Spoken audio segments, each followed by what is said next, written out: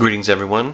This video is the new exclusive buyer brokerage agreement for Transaction Broker. This is the recommended buyer brokerage agreement that our brokerage recommends that you use if you're a member of our brokerage. There are different types of buyer agreements you could use, but we highly recommend you use this one when representing a buyer or even a tenant that's looking to lease a property, whether it be residential or commercial or otherwise. This is the new updated document. I've done a video on this one before, but this is the newest one that's been updated as of, I believe, August of 2024.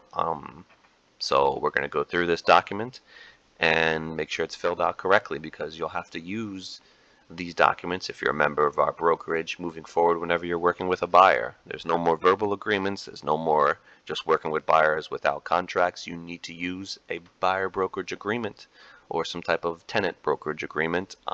If you're a member of our brokerage, this contract will suffice for both buyers and tenants. So let's get right into it and discuss how to fill this out. So parties, consumer, you'd fill this out as this would be the buyer or the tenant that you're working with. You put their name there. So let's just say we're working with Billy Bob today. Grants Broker. If you're with our company, you write your company name here. So let's just say Niz Realty Inc. You'd put your brokerage name there. The next part is the term. This agreement will begin, let's say the date of this video is August 7th, and you want it to expire, 30 days, 60 days, 90 days, 6 months. That's for you to decide how long you're going to work with your consumer or the buyer. Let's just say for the purpose of this video, we're going to do it for about 30 days so we'll have it expire on the 7th of September. But you could adjust those dates as accordingly and as needed. Property, the type of property. So you could put here whatever you're looking to do. If you're looking for my advice, how I would fill it out, if you're doing residential, you could put any residential property in the state of Florida. You could also do single family homes. You could write there if they're looking for a single family home, but I don't really like to do that, because what if they decide they're going to start looking for a condo instead? You might have to change this, and it's just easier to just specify as such as any residential home in the state of Florida, or residential leases in the state of Florida. So, or if you want to cover both, if they're looking to rent or to lease, or you just want to cover all aspects, you could put something like that, the type of property.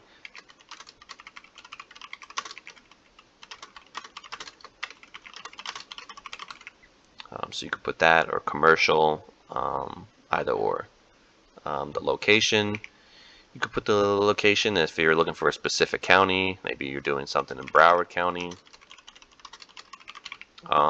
Or you could do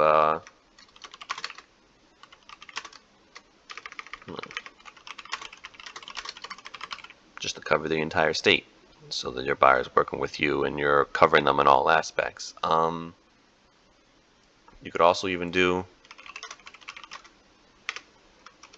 I don't know why I capitalized that, but you could do any real estate asset in the state of Florida, and the location the entire state of Florida, and now you're covered for all aspects: commercial, residential, leases. You could also even put in the state of Florida. There you go. That will cover all the sales, all the leases, so that, but you could also just leave it at sale if they're not looking to rent. So those are just some of my recommendations, but you could write single family homes, condominiums, co-ops. The location, you could set it to a certain city, a certain county. It's up to you from there, but we're going to move on for the purposes of this video. You could read through these paragraphs as far as brokers' obligations and consumer obligations. There's nothing to fill out here, so I'll let you read through that at your leisure. Retainer, here's the next paragraph. Something could be filled in. If you're going to charge your retainer fee, you'd fill this out here. I seldom see this done, but sometimes you do charge a retainer. It just depends. If you are, it's going to be non-refundable. You'd put it here and charge them whatever the retainer is. Perhaps you want to charge a retainer for your time and services that you're going to be giving with searching a property. It could be $500, $200, $10,000. It's up to you to put whatever you're going to put here. I'm just going to put $100 here for just putting some as a placeholder, but you decide how much you want to charge a retainer, or if you don't want to charge a retainer, you could just leave it blank or put 0. Compensation. This is an important paragraph. Broker's compensation is earned when, during the term of this agreement or any renewals or extension, consumer or any person acting for on behalf of consumer contracts to acquire real property as specified in this agreement or defaults on any contract to acquire property. So you could read through the rest of this, but this is the compensation paragraph. So for a purchase, you could do, let's see here, you could write a flat fee amount here, $10,000. Or if you want to do a percentage, you could do a percentage here, 3%, let's say, plus if you're charging maybe another $500 fee on top of that, of the total purchase price or other consideration for the acquired property, payable no later than the date of closing specified in the sales contract. However, closing is not a prerequisite for broker's fee being earned. So if you're charging 3% of the purchase price, you'd put that here, 3%. If you're charging a flat fee, you put the flat fee here. If you're charging 2% plus an additional fee, you'd put that here, or you'd put the flat fee here as well. And then also you could fill out the lease paragraph. You could do a flat fee amount for the lease here. Could be $1,000 for the lease. It could be a percentage. It could be 10% of 12 months rent or 5 months rent. It could be 100% of 1 month's rent, 50% of 1 month's rent.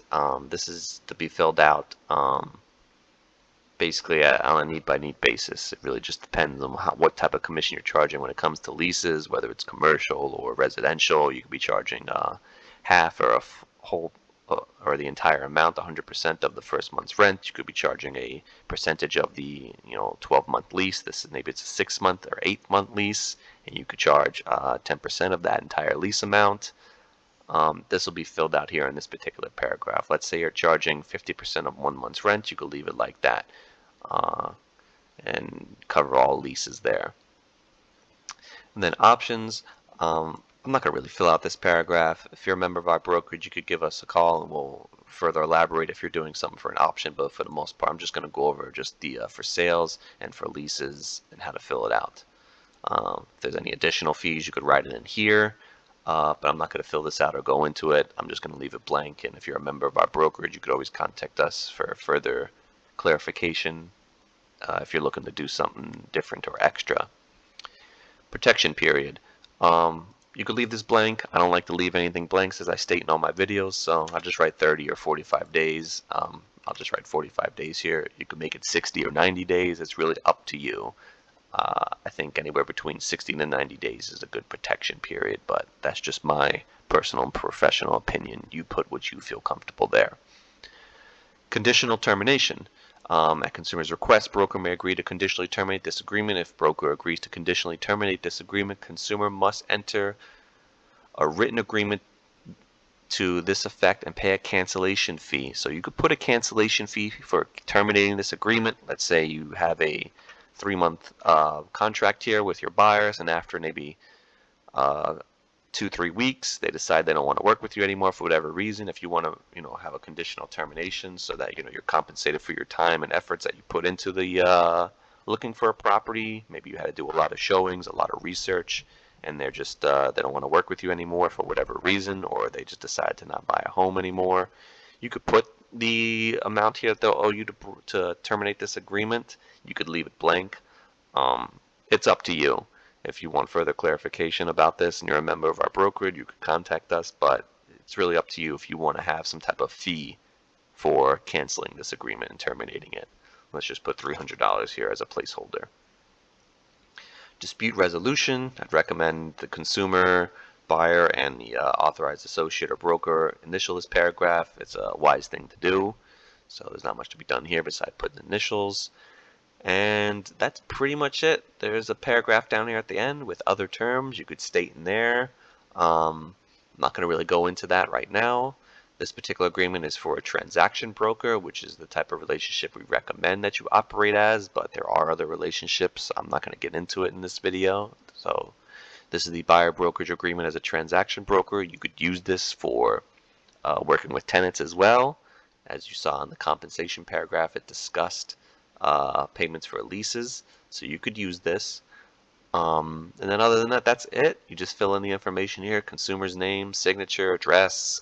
You fill out their email address, telephone number if you want, have them date it. And then you execute it as well as the authorized associate or broker and date it. And as always, there's a area to write your initials at the bottom of each page. This is a 3-page contract, so the initials are at the bottom here.